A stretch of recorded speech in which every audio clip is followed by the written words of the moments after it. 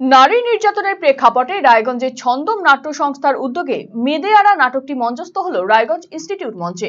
নারী নির্যাতন এবং আরজিকর কাণ্ডে মহিলা চিকিৎসকের মৃত্যুর ঘটনায় গোটা রাজ্য যখন উত্তাল, ঠিক সেই সময় আবহে দাঁড়িয়ে এই নাটক নারী স্বাধীনতার কথা বলে এবং নারী নির্যাতনের প্রতিবাদে সোচ্চার হয়ে ওঠে।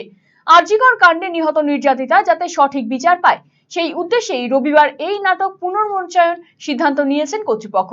রায়গঞ্জ ইনস্টিটিউট মঞ্চে এই নাটকটি দেখবার জন্য ভিড় জমিয়েছিলেন সাধারণ মানুষ। নাটকটিতে অভিনয় করে মন জয় করেছেন শ্রাবণী দে, গৌতম মুখার্জি সহ অন্যান্য নাট্য কলাকুশলীরা।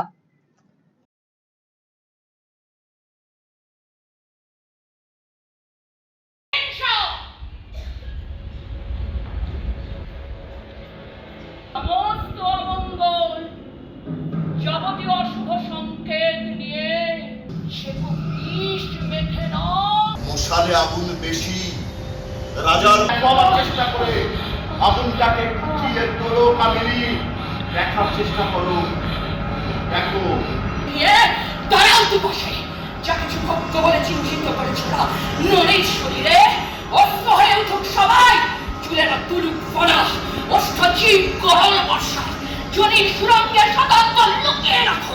দেখো বিষ মেখে নাও স্তনের বোটায়, চোখের দৃষ্টিকে হানো